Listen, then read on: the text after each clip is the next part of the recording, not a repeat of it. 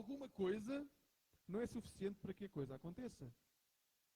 No texto de hoje, vemos Jesus a elogiar um homem pela sua fidelidade.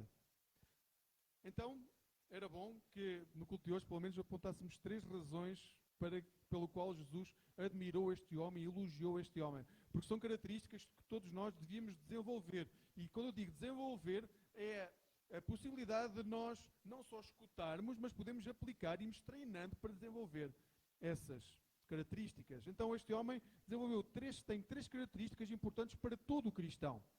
Jesus elogia, há que ter atenção, Jesus elogia somente 2 pessoas nos Evangelhos por terem uma grande fé. Leiam os Evangelhos, fio para fio, e vão ver só 2 pessoas nos Evangelhos foram elogiadas por ter uma grande fé.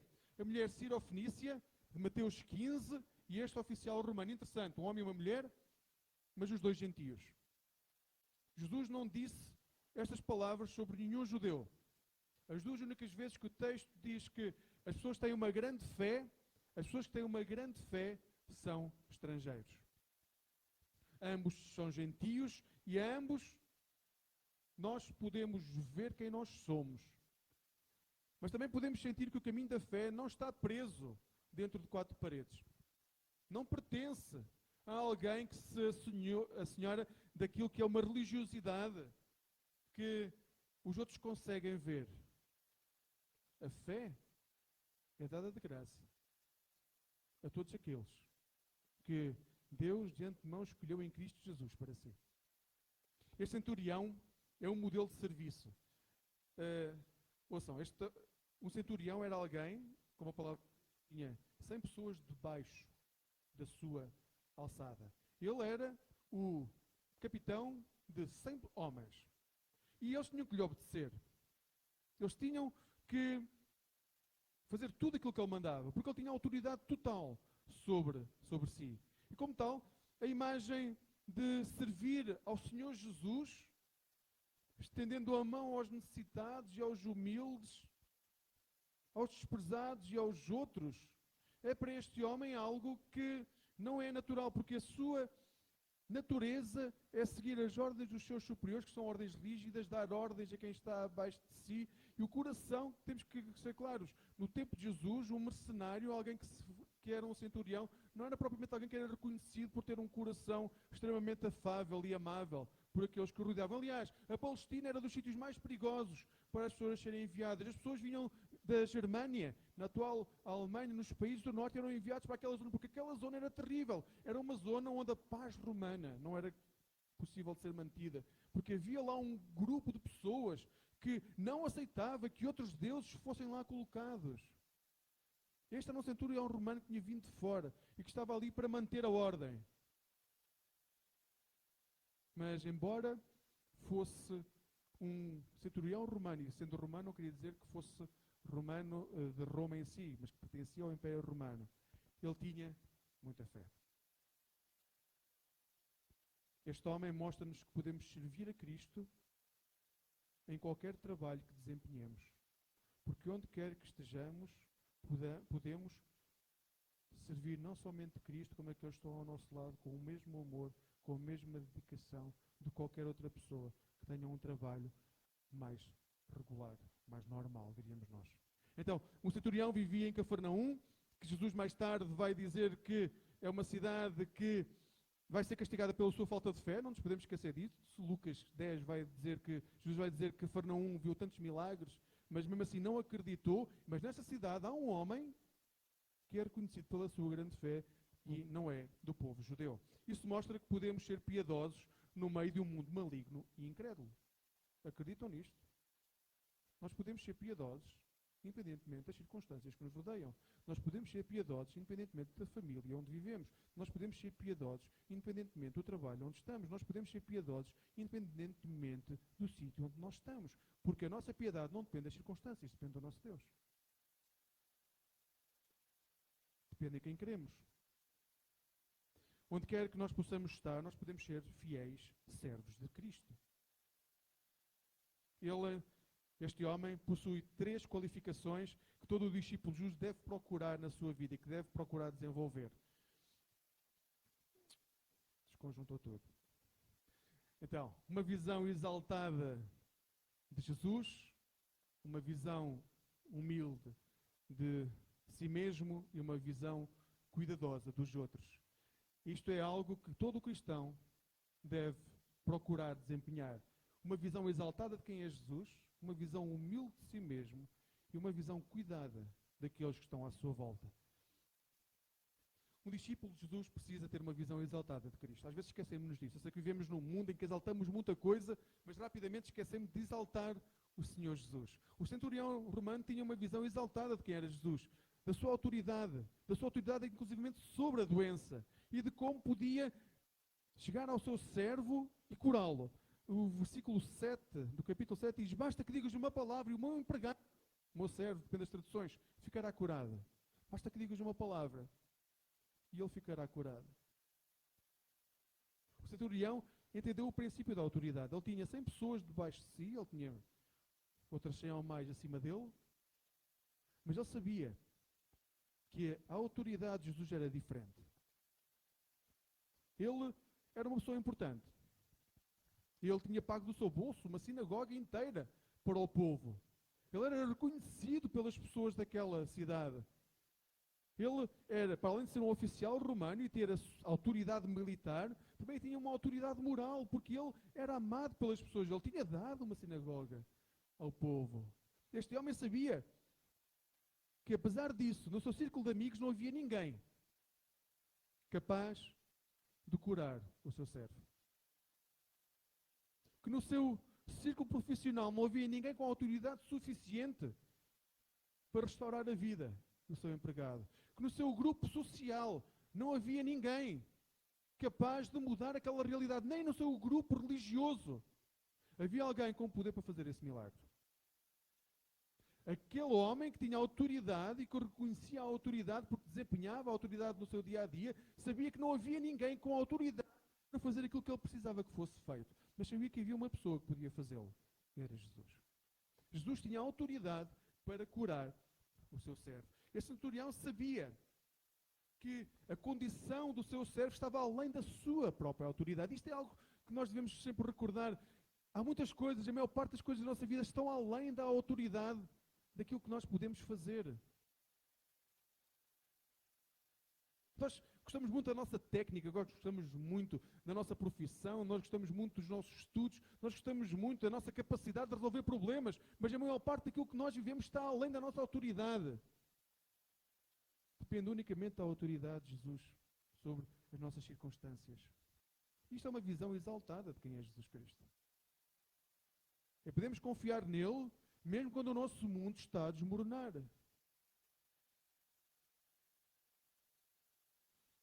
A pergunta é: em quem confias tu os teus impossíveis?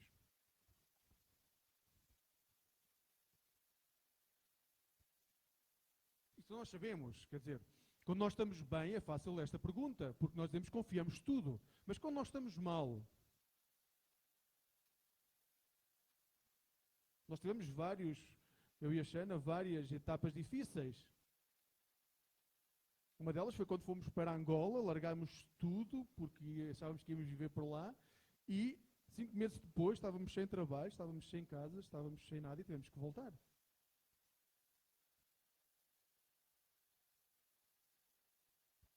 E não foi a mais difícil. E nessas situações, em que parece que tudo perde o sentido, porque o que era projetado simplesmente desaparece, em quem confiamos nós, os nossos impossíveis. Porque há impossíveis nas nossas vidas. Em quem confias tu o impossível da cura que achas que não é possível alcançar? Em quem confias tu o impossível da ansiedade que não desaparece? Em quem confias tu o problema de trabalho? Em quem confias tu o teu casamento? Em quem confias tu os teus impossíveis? Este centurião sabia que só Jesus o podia curar. Os milagres são uma imagem da verdade espiritual. O poder de Cristo em curar este servo moribundo é a imagem de um Deus que pode curar tudo aquilo que está à nossa volta. Porque nós vivemos num mundo, as nossas dificuldades, as nossas tribulações, as flechas que nos atingem, como dizia o Salmo, são a realidade que surge de um pecado que inunda o mundo. Jesus vem recordar que não é o meu pecado ou o pecado dos meus pais que me faz estar doente. É o pecado que inunda o mundo. Porque com o pecado chegou a morte, chegou a doença, chegou tudo aquilo que nós sofremos. E dentro dessa realidade não há nada que nós possamos fazer porque nós estamos mortos espiritualmente, como diz Romanos. Então, se nós estamos mortos, nós não podemos fazer nada para mudar as circunstâncias difíceis da nossa vida porque elas são tocadas pelo pecado que inundou o mundo em quem confiamos nós para que essa realidade seja mudada. Somente Jesus pode fazer isso. É que o texto de hoje tem uma mensagem clara, é que o poder para salvar está com o Salvador, não com o pecador. O poder da mudança está com o Senhor, não está com o pecador. O poder de aceitar está com o Salvador, não está com o pecador. Muitas vezes tendemos a pensar que gostaríamos que Jesus salvasse determinada pessoa, mas logo pensamos que tudo dependerá dessa pessoa aceitar ou não Jesus na sua vida. Em que é que ficamos?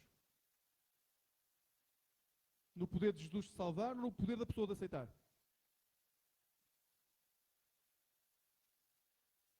É que se a salvação dependesse do nosso livre-arbítrio, da nossa escolha de poder aceitar Jesus, ninguém seria salvo, porque nós estamos mortos nos nossos pecados. Então, nós só somos salvos quando Jesus entra na nossa vida, mas nós não podemos aceitar porque estamos mortos. Se aceitamos, é porque já não estamos mortos, é porque Cristo já nos deu a vida. Mas como a Bíblia ensina, a salvação vem do Senhor. E é por isso que temos de ter atenção quando oramos. Porque orar por fé é orar para que a vontade de Deus se faça, não para que a pessoa possa aceitar Jesus. Nós vamos orar, Senhor, fala, comunica a nova verdade às pessoas que nós queremos alcançar. Fala, manifesta-te. Não vai depender das pessoas aceitarem ou não Jesus, vai depender de Deus se manifestar ou não às pessoas, porque quando Jesus se manifestar, não há forma das pessoas não aceitarem Jesus. Se nós estamos a passar tribulações, a nossa fé está fraca, é tempo de pedir, Senhor, manifesta-te na minha vida. Manifesta-te na minha vida. Se quisermos ser discípulos de Jesus, precisamos pedir que Deus nos mostre, por meio da sua palavra, como podemos chegar perto de Jesus. Temos a tendência de pensar que Deus tende a usar pessoas com dons incomuns para que a sua vontade seja feita. Mas o que o texto de hoje nos diz é que Deus usa acima de todo pessoas que simplesmente confiam nele. Deus usa simplesmente pessoas que confiam nele. Veja o que diz o versículo 9. Ao ouvir estas coisas, Jesus sentiu uma grande admiração por aquele homem. Nada alegra mais o Senhor do que uma pessoa com fé, que confia em Jesus. Nada alegra mais o Senhor. Vão ver nos Evangelhos quantas vezes é que diz que Jesus teve admiração por alguém. Jesus tem admiração pelas pessoas que confiam nele. O Senhor está a procurar pessoas como este centurião, que confiam nele. Está a procurar dentro desta igreja, onde quer que possa haver pessoas a ouvir-nos, pessoas que confiem nele. Pessoas que digam, pela tua palavra, eu sei que vai acontecer. Não há nada que ele possa fazer, mas pela tua palavra, eu sei que pode acontecer. Isso leva-nos à segunda coisa. Porque nós não podemos exaltar Cristo se não nos humilharmos a nós mesmos. Se nós mantivermos o nosso patamar de orgulho elevado demais, nós não vamos conseguir exaltar Deus. Se nós exaltamos Deus, obrigatoriamente, a segunda coisa que acontece é passamos a ter uma visão humilde de nós mesmos.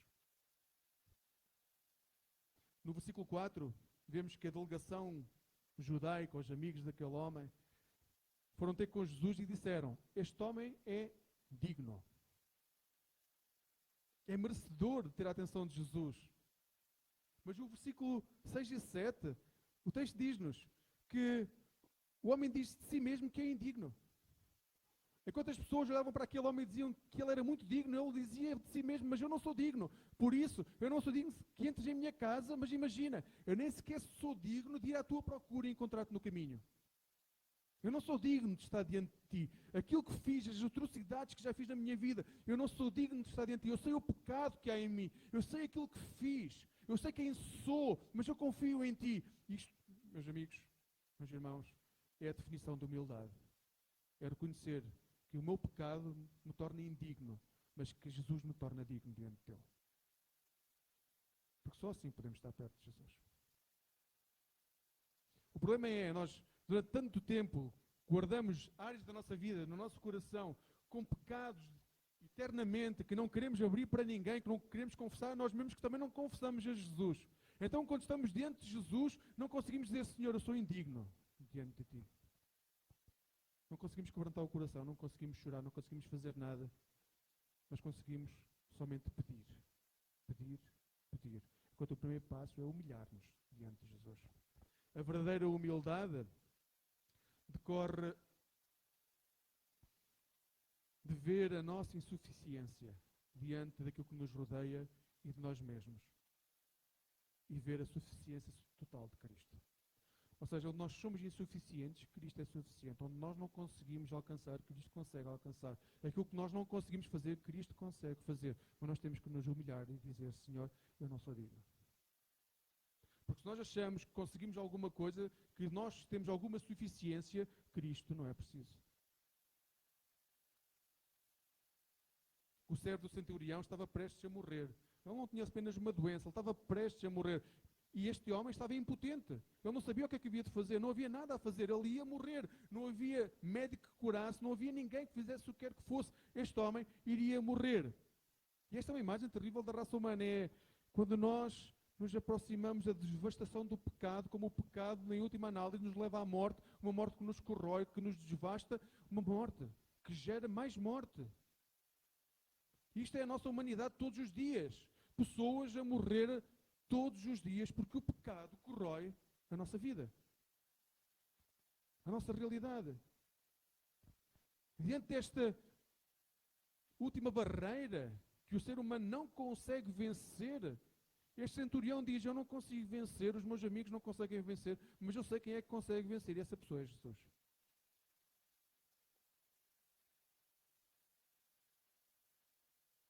Basta que digas uma palavra e o meu servo ficará curado. A falsa... Está difícil hoje. Podes ir para trás, André? Okay. A falsa humildade diz, não posso fazer nada. E normalmente para por aí. A falsa humildade diz, não consigo fazer mais nada. E para por aí. Só que isso é uma falsa humildade. Porque a verdadeira humildade vai dizer, eu não consigo fazer isso. É verdade, mas eu sei quem é que consegue. Isso sim é humildade, é saber onde eu não consigo, há alguém que consegue. Porque dizer eu não consigo não demonstra humildade nenhuma.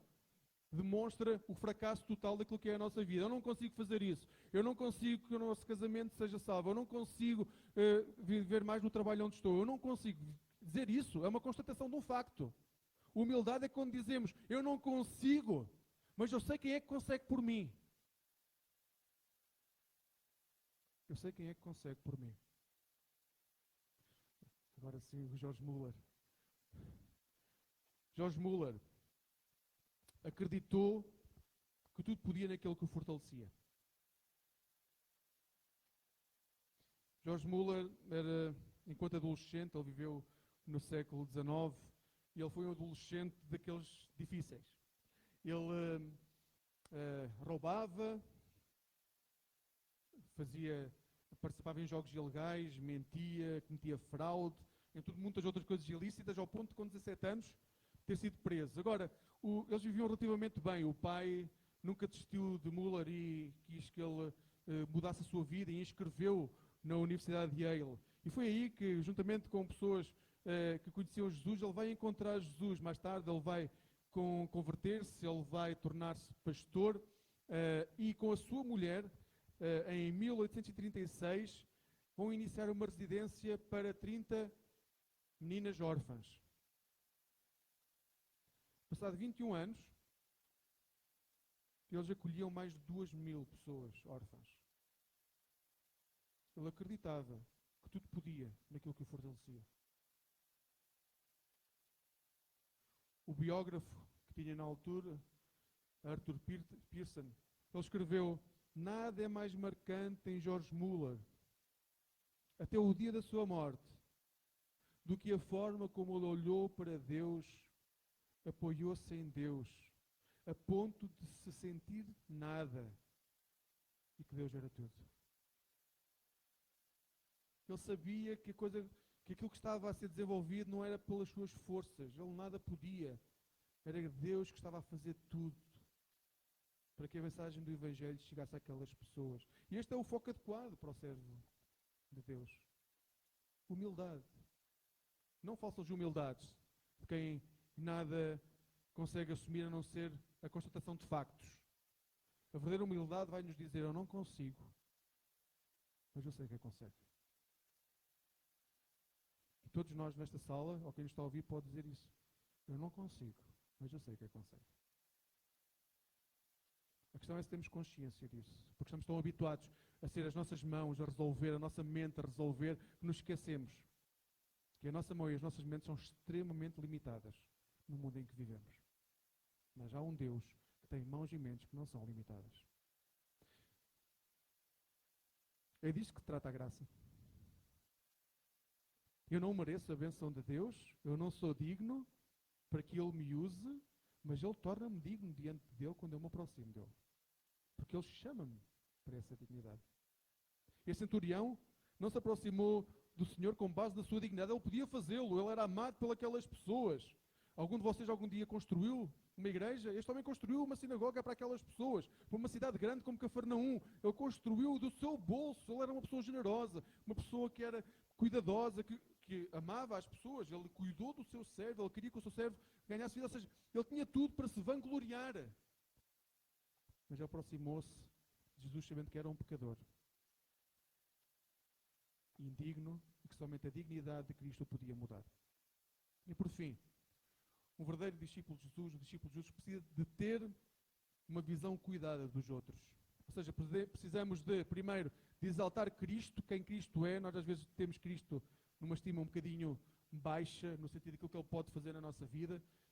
Temos que exaltar Cristo. Cristo é realmente extraordinário e nós temos que saber que Ele é Deus e Senhor sobre toda a criação, sobre tudo aquilo que vivemos. Depois também temos que ter uma visão humilde de nós próprios e deixar o nosso orgulho de lado, a nossa capacidade de lado. Temos que nos baixar um pouco, humilhar-nos, quebrantar o nosso coração, dobrar o joelho, fazer uma coisa que não se faz muito nos nossos dias, chorar. Também é muito por culpa de se ter dito durante dezenas de anos, homem que é homem não chora. Há que dobrar o joelho, há que chorar, há que quebrantar o coração, humilhar-nos diante de Cristo, reconhecer quem nós somos, não deixar partes da nossa vida escondidas de Cristo. Tenho que vos dizer, nós achamos que escondemos partes da nossa vida de Cristo, isso é mentira. Ele conhece todo o nosso ser, tem uma paciência enorme connosco, porque continua à espera que nós possamos abrir essa área do coração para Ele. E por fim, depois de nos humilharmos, nós temos que ter uma visão cuidada dos outros, daqueles que estão à nossa volta. A compaixão do centurião é vista na atitude para com este servo. Ouçam, era muito fácil para este centurião ter dito: bem, é um servo, comprei-o, alguém que comprou uma sinagoga pode deixar morrer este servo e comprar outro. Mas não foi isso que este homem fez. Este homem demonstra um grande temor a Deus, não só pela construção da sinagoga, ou seja, do espaço de culto, como na forma como trata as pessoas que estão à sua volta. E o centurião, o texto diz que o centurião estimava muito o seu escravo. Ou seja, apesar do seu poder, da sua posição, de dar ordens e elas serem obedecidas, de poder mandar castigar com chicote, tinha essa autoridade, este homem preocupou-se com este nada. Porque um escravo naquela altura era pouco mais do que nada. Agora, uma coisa interessante, ele sabia que Jesus também se iria preocupar com este homem que era desprezado por todos. Ele procurou Jesus sabendo que Jesus não ia olhar para o seu escravo de forma inferior àquilo que ele olhava. Isto é uma lição importante para nós. Quando nós oramos a Deus, nós temos que ter em atenção que se nós temos compaixão, imaginem o coração de Deus, a compaixão que não terá quando nós oramos pela cura, pela restauração. Como seres humanos, somos tentados frequentemente a olhar para as pessoas da perspectiva humana. Nós dizemos, bem, Esta pessoa já não tem remédio. Quantas vezes é que já não dissemos isso ou já não ouvimos isso na nossa vida? Esta pessoa já não tem remédio. Tenho que vos dizer, quando saímos das portas das igrejas, seja qual for a igreja onde nós estamos, nós vamos ver muitas pessoas que já ouviram dizer que não têm remédio. Pessoas que lhe disseram, pessoas que ouviram, que não tinham mais remédio para a sua vida. E então dizemos, para mim chega. Já gastámos tudo aquilo, as energias que tínhamos que gastar, já investimos tudo aquilo que tinha que investir. Se a pessoa não muda agora, fica à sua sorte. Então olhamos para outra pessoa e dizemos, uau, esta pessoa tem dons extraordinários. Se ela viesse para a igreja, o grupo de louvor ficava excepcional. Se ela viesse para a igreja, a arte da gestão, a igreja ficava extraordinária. As obras da igreja, se a pessoa viesse para a igreja, a nossa igreja mudava completamente. Quantas vezes também já não ouvimos isso? Mas essa não é a perspectiva do Senhor. Ouçam, essa não é a perspectiva do Senhor. O que o texto hoje nos mostra é que Ele pode pegar em pessoas improváveis, quem nem sequer sabe o nome, e fazer coisas extraordinárias para a sua glória. É que Ele não pegou só no centurião. Ele usou uma pessoa que apenas conhecemos como servo, como escravo ou como empregado, para mostrar a sua glória. E se uma igreja existe, sabem para que é que ela existe? Para demonstrar a glória do Senhor. Não sabemos quem era este centurião, nem quem era este escravo. Mas foram duas pessoas que Deus usou para que a sua glória pudesse ser vista. Nenhum de nós é indispensável no ministério da igreja, sabem disso. Nem pastor, nem qualquer outra pessoa, mas todos somos indispensáveis para Jesus. Compreendem a diferença? É que às vezes achamos que é a mesma coisa. Todos nós somos dispensáveis de qualquer ministério da igreja. Mas nenhum de nós é indispensável para Jesus. Enquanto não soubermos isso, nós não vamos saber o que é o amor de Jesus. Porque vamos estar a querer servir na igreja dentro da perspectiva de eu vou servir, porque assim Deus vai gostar mais de mim, Deus vai amar-me mais, Deus vai abençoar-me mais. E nós não servimos para ser abençoados, nós servimos porque somos amados.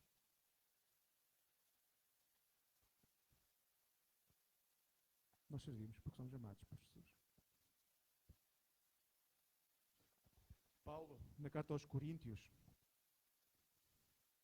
primeira carta aos Coríntios, capítulo 1, versículo 26 a 29, diz, vamos ler devagar, porque é um texto...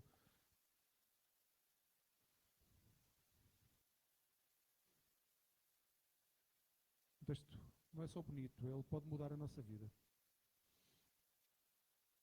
Irmãos, pensem no que eram quando foram chamados por Deus. Uma pausa.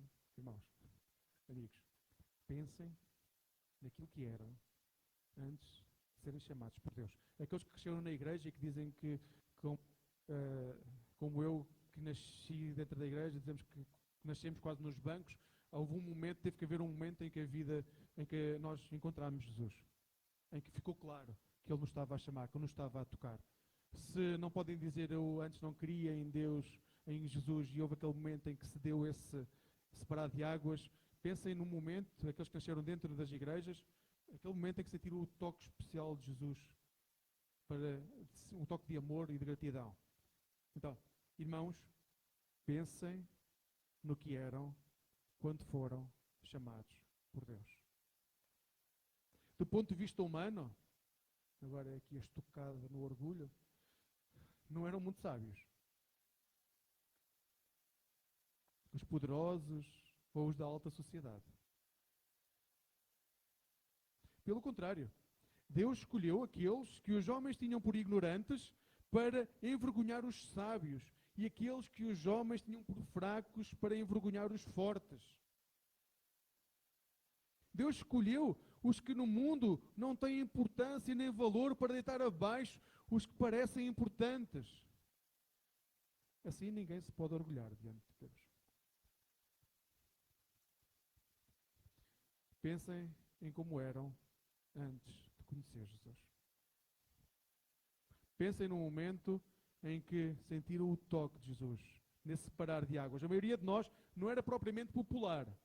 Não custa dizer que a maior parte dos cristãos por esse mundo fora, e eu sei que nós temos a tendência de olhar sempre para o Ocidente para pensar na Igreja de Cristo, mas tentem virar-se também para o Oriente para pensar na Igreja de Cristo. A maior parte dos cristãos não são propriamente pessoas populares, não são propriamente génios, nem pessoas muito poderosas. A maior parte dos cristãos são pessoas bem simples e humildes. Mas foi como nós éramos que Jesus nos chamou. Jesus chamou cada um de nós exatamente como nós éramos. Podíamos não ter importância no mundo, podíamos estar a passar por situações extremamente complicadas na nossa vida pessoal, podíamos achar que não tínhamos futuro nenhum, podíamos não saber o que fazer no dia da manhã, podíamos andar perdidos, mas foi assim que Jesus veio ao nosso encontro e nos chamou. E nos escolheu para anunciar a mensagem da reconciliação.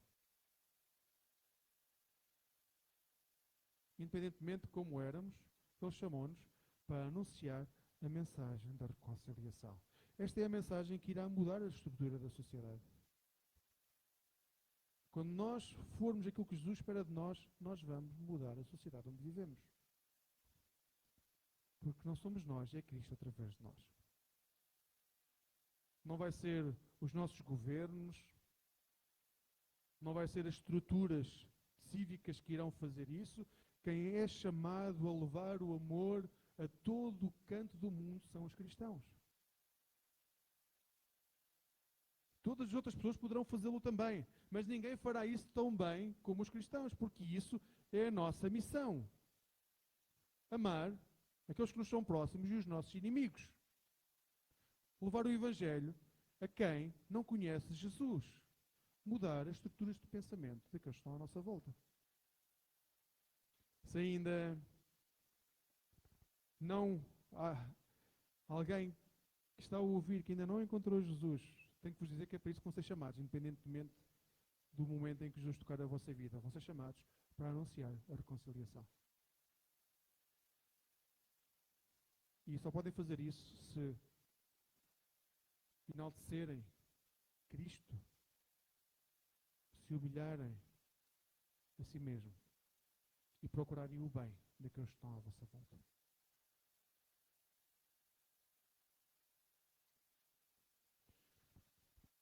Hudson Taylor foi missionário na China no século XIX, um grande missionário na China.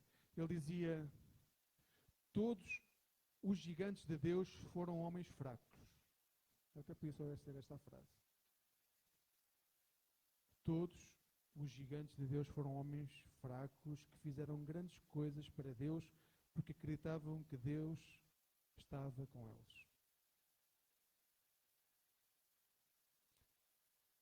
Enquanto não acreditarmos que Deus está connosco em todos os momentos da nossa vida, nós vamos andar a namoriscar com Deus, com a religião e com a fé. Só quando soubermos que Deus está sempre, constantemente, 24 horas por dia, connosco, nos nossos pensamentos, nas nossas ações, só nesse momento nós podemos realizar a sua vontade. O meu desejo e oração para este ano é que este mesmo Deus poderoso faça grandes coisas por intermédio de cada um de vós. Que na vossa fraqueza,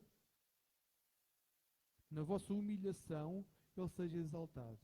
E grandes coisas aconteçam. E hajam pessoas a conhecer o Evangelho. E haja transformação. E haja famílias a serem transformadas. E haja bairros a ser transformados. E haja cidades a ser transformadas. A nossa esperança deve ser que cidades sejam transformadas. Não com esta questão de alcançar, se houver alguém que entre numa igreja e que cante, já é convertido. Não, que haja pessoas a serem convertidas realmente por amor a quem está ao seu lado. Por amor a Deus. O meu desejo é que possas confiar nele as tuas fraquezas. E que, se ainda não sentes Cristo inundar a tua vida, possas orar. E convido que sejas tu a fazê-lo. Que possas orar para que a vontade de Deus se manifeste em ti. Não vou orar para que cada um de vós se converta. Eu vou orar para que Deus vos chame à sua presença.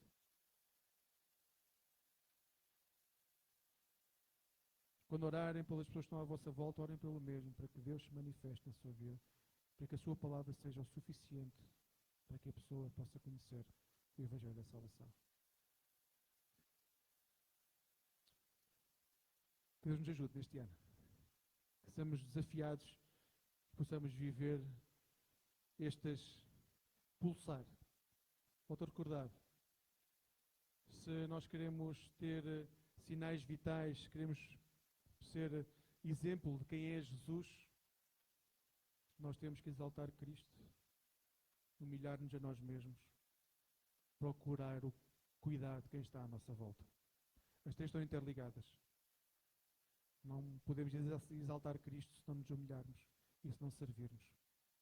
E o resto é exatamente igual. Vamos orar, vou convidar o grupo de louvor, vamos preparar-nos para ser gratos a Deus também, vamos